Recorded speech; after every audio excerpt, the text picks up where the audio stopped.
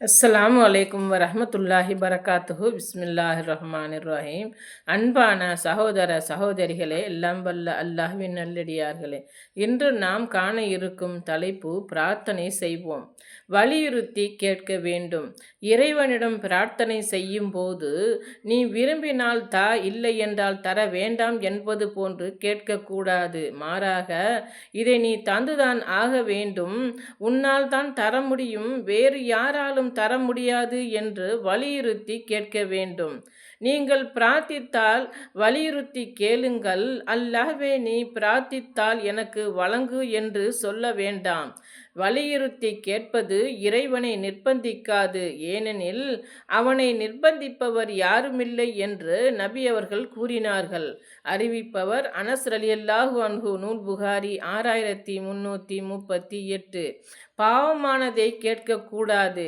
பிரார்த்தனை செய்யும் போது இறைவனால் தடை செய்யப்பட்டுள்ளதை கேட்கக்கூடாது.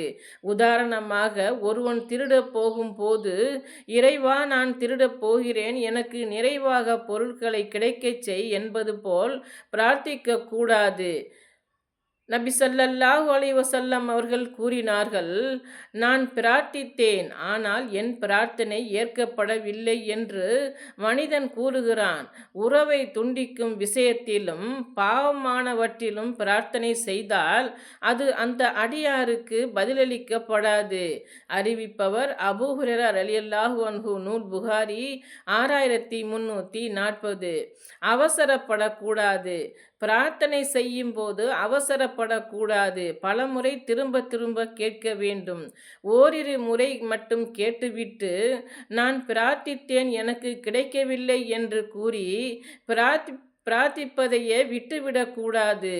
இத்தகைய எண்ணத்துடன் பிரார்த்திப்பவனை பிரார்த்தனை செய்தால் அது ஏற்கப்படாது.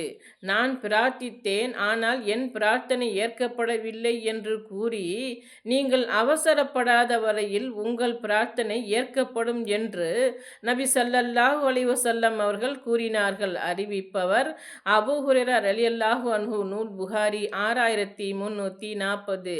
நிராசை அடையக்கூடாது. சிலர் பிரார்த்தனை செய்து கொண்டே இருப்பார்கள். அவர்கள் கேட்கும் அந்த காரியம் நிறைவேறாவிட்டால் அல்லாஹ்வின் அருளில் நிராசை அடைந்து விடுவார்கள். அல்லாஹ்வின் அருள் விசாலமானது. எனவே அவனது அருளில் நிராசையடையக்கூடாது. தனக்கு எதிராக வரம்பு மீறிய எனது அடியார்களே, அல்லாஹ்வின் அருளில் நம்பிக்கை இழந்து விடாதீர்கள். பாவங்கள் அனைத்தையும் அல்லாஹ் மன்னிப்பவன். அவன் மன்னிப்பவன், நிகரற்ற அன்புடையோன் என்று அல்லாஹ் கூறுவதை தெரிவிப்பீராக. அல் குர்ஆன் அத்தியாயம் 39 வசனம் 53. அல்லாஹ்வின் அருளில் நம்பிக்கை இழக்காதீர்கள். ஏக இறைவனை மறுக்கும் கூட்டத்தை தவிர வேறு எவரும் அல்லாஹ்வின் அருளில் நம்பிக்கை இழக்க மாட்டார்கள். அல் குர்ஆன் அத்தியாயம் 12 வசனம் 87. அஸ்ஸலாமு அலைக்கும் வரஹ்மத்துல்லாஹி பரகாத்துஹு.